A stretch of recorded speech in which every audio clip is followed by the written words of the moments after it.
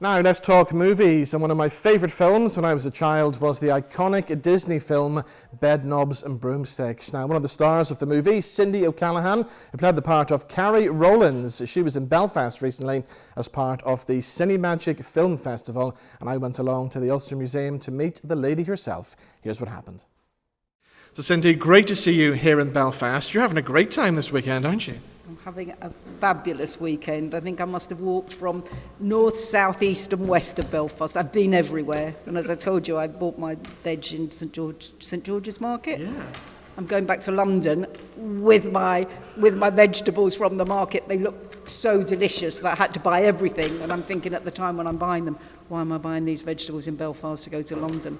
But I have to tell you, they are the Cindy Crawford of vegetables. They are so beautiful, these vegetables. I had to buy them, and I did. It was only afterwards that I thought, what am I doing? But yeah. Brilliant, brilliant. Well, we're here today for a special showing of Bedknobs and Broomsticks, which of course you played Carrie Rawlins in the film. It's kind of very special since we sadly lost the late, great Angela Lansbury recently. Yes. I'd seen her about 7 or 8 years ago in Blithe Spirit, and she was doing 8 performances a week at 87. I mean, that was quite extraordinary. A lot of energy, right, to do a play. And I said to her, are you doing the matinees as well? And she said, yes, she was. So she gave it her best shot, really. She was always working, I think, probably up until a couple of years ago when she sadly died recently. But she was still working.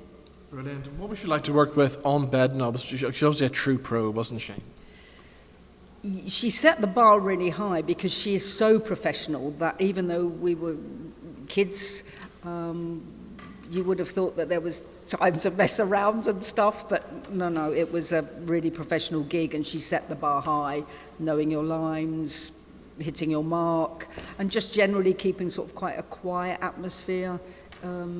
Making the movie so that we could all think, because it was quite complex as far as, I think for us as children it was easy for us to imagine the characters, yes. Even though they weren't there.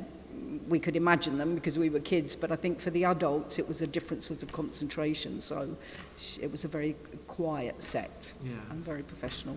What about getting the part of Carrie? How did that come about? Were you a child actor to begin with? No, I joined I used to like acting out, right, playing and stuff, so I joined a local drama group, and Disney were looking for 3 children that were from London rather than go to stage schools. They were looking at other ways to find these children, so they went to my drama group, and I think the auditions must have gone on for about a year without me really being aware of it or really caring, so yeah, the year later I was told I was going to Hollywood. That's the thing, people think it was actually filmed in England because there's so much of the English countryside, but it was all done in LA, wasn't it? Yeah, everything was done at Burbank Studios, which is the Disney Studios, yeah. And all the sets were built. There was some that were built outside. Portobello Road was in the studio and outside.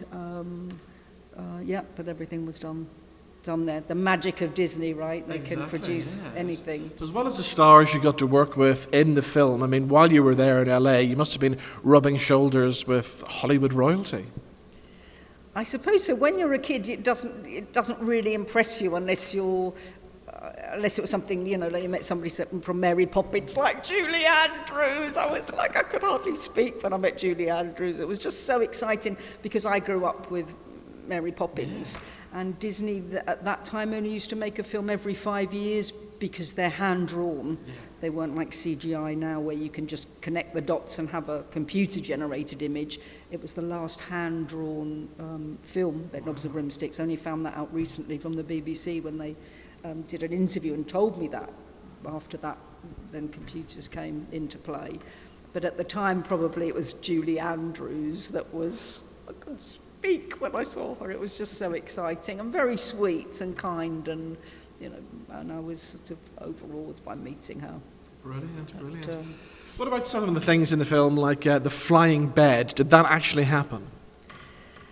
The flying bed did and didn't happen. Okay. It was set up so that we really were high up in the studio. You can imagine how tall a studio ceiling is. So we were sort of craned up to the bed, and then strapped in so that we were safe. But Roy, who played the little lad on it, was, because he's only 6 or 7, right, he's messing around. We were like, "Ow, don't be moving," right, because the bed would move, it was on hydraulics, so it would do it when they forced it, but he was forcing it because he thought it was funny until we gave him the eye, "Don't be doing that." So it was, it was very exciting, but it was quite scary. We were really, really high up. Oh, wow, okay. So what about the 2 guys then who played your brothers? You went on to do more acting. Whatever happened to them? Well, Ian, which was my older brother in the film, he always wanted to be a train driver. That was his passion, and he was a bit geeky about trains. And I have to tell you, he is now a train driver. Wow. And the other day, I was in London. I was going to get the overground. There was Ian driving my train. I thought that was so exciting. It was really, they didn't really want to act. They were in a sort of a local drama group like I was in, and Roy, the youngest boy, went on to be a very successful entrepreneur in IT. He's got the big house, and he's very successful. Yeah.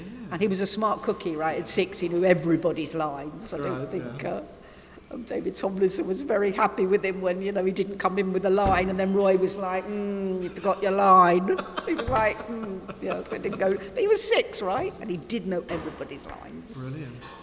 You would go on to do lots of telly over the years as well, and I know you were in Eastenders, so I'm going to bring you back before that, first of all, to another soap, a soap that was set on the North Sea, a show that I thought was very, very strange, but I'm kind of obsessed in a way with it. You were in Triangle, weren't you?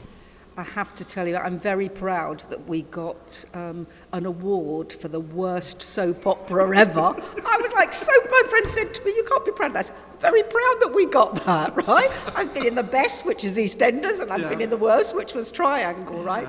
Which was a soap opera all on its own, because it actually was on the North Sea. Yeah. So you would get on a Friday, and of course the crew would be like, "Oh, we're away for 10 days." Like, well, we used to go Amsterdam, Felixstowe, and back and forth for 10 days. Yeah. So, of course, the first night they'd all be, having a few bevies or whatever. Then it was the North Sea, right? This was Gale 10s. This wasn't nice Mediterranean, and it was a car ferry. Yeah. So, you can imagine there was nothing glamorous about this. I always remember there was a scene with Kate O'Mara sunbathing on it, and she must have been freezing.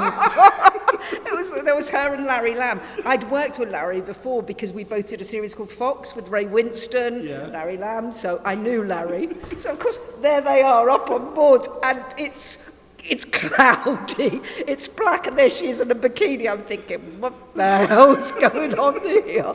It was really, But, she was very glamorous. She would have taken that very seriously, like with the bikini and whatever. Yeah. But it was black, the sky was black, it was about to rain, the crew were throwing up. There was one scene that I did with somebody, and we thought because the director always says cut, and if they don't say cut, you know that maybe they're getting a good scene, so you just improvise, so they carry on. So I'm carrying on with this actor. When I look around, there's nobody there. They're all throwing up. They've all rushed out onto deck, right? Because it didn't affect me. I don't know, it's something to do with the inner balance of your ear. But it didn't affect me. There was no cut. We could have been doing this scene like 3 weeks later. So it was, it was really funny. But you're like, where is everybody? What the hell is everybody? So there was no drinking again done by any of the BBC crew. But, well, let's move from bad TV to good TV and EastEnders. I mean, you were Natalie Evans' alcoholic mother, from what I can remember. Yeah, what great fun that was. That was good, because I sort of played a bit of a baddie, and I quite like playing a baddie, because I wasn't a very good mother, and I drank too much, and when Natalie was getting married, I was, flirting with Barry, which I just really loved, right? Do it seriously, and she got really upset, and then, you're flirting with my husband-to-be. So actually, those scenes were really good fun. But EastEnders is full-on schedule, you are working from the moment you go in, makeup, and then every scene is time, so you have to be professional, know all of your lines, hit your marks, and actually it's I'd done quite a lot of television by then, so I wasn't shocked. But for a young actor, it's a sort of repertory theatre where you learn your craft, your skill of acting for camera, because you have to be really aware. And it must be scary walking onto a set like Albert Square for the first time. Yeah, frightening. Yeah. It is. And especially when I was doing it, I did it before, but then I went back and I was working with Barbara Windsor. And yeah, she was so generous and warm-hearted, and you know, when you're really scared, you want somebody to run the lines with, and she would always do that, and as would Barry and Natalie. They were, you know, because they know what it's like on the first day. You can be very experienced, but you still get really anxious on the first day. It's just one of those things. Actors, we're good at hiding it maybe, but we're like the swan, you know, downstairs. The legs are doing this, like with anxiety, and this bit's like all calm. But now I hear a little story that you once took Barbara Windsor to a well-known fast food restaurant. Well, am I allowed to say McDonald's? Sure. Okay. So, well, Babs used to like a hamburger, McDonald's hamburger at lunchtime. So did I. It was like our guilty secret. Don't tell anybody. So she used to have it was a long day, so she used to have a rest in the afternoon, and I used to go to McDonald's once a week and bring her, you know, Big Mac and a cheeseburger or whatever and a Coke. And then one Friday she said to me, "Oh, I think I'm going to go with you today, Cindy." I was like, "Bring it on, Babs, bring it on. This is so exciting. I'm having lunch at McDonald's with Babs." That's how exciting it gets for me on EastEnders. And of course she went with a baseball cap and these big glasses. And of course I feel very tall because she's quite small. I'm quite small, but you know, she was smaller than me, so I was like the big girl on that one. And of course she's like incognito, but everybody who's coming into McDonald's was going, all right, Babs. And that didn't work very well, did it, Barbara? So as if, you know, nobody's going to. She's in Elstree where it's filmed, so everybody knows her. So that was one of the highlights of being on EastEnders, was McDonald's with Babs. These days you're passing on your knowledge to young actors and performers out there, aren't you? Yeah, I now run the drama group that I was in originally when I was 10 years of age, so it's really nice to go back and give something that I sort of took, and maybe give somebody else the chance. I work a lot now with young actors who go on to have careers as actors, and to at least inspire them. There isn't just acting. There is, you know, there's presenters like you are. There's camera women. There's lots and lots of jobs out there. So I think it's, when I grew up, I did only think about acting, but I wish I'd known there's a whole industry of the arts, and I really want to bring that to children who I wasn't really academic. I went on to do a degree and a master's, but at the time academia wasn't my thing. I used to like playing around and being out there. So, you know, I'd like to say to young people there's lots of jobs in the arts. And what about projects like why we're here today, Cine Magic? How important are things like that? I think it's really important because it's a way to bring stories to people, a way to imagine there are different ways to live our lives, and until somebody brings in a story that might resonate with you, you don't realise there are different ways to think, to live your life. Maybe somebody else might do it differently. How do you do that?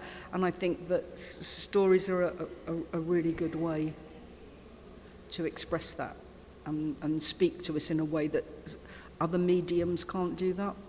Brilliant, all right. Well, Cindy, it's been great meeting you. And I think a movie like Bedknobs and Broomsticks will go on to continue to get new audiences all the time. It's one of those timeless classics, isn't it? Yeah. You know, Angela's gone now, and it'll be my turn soon, so I think that Disney would be really proud to think that his magic just lasts. And it is a magical film. Brilliant. Thank you so much. Thank you. I'm delighted to be here with you.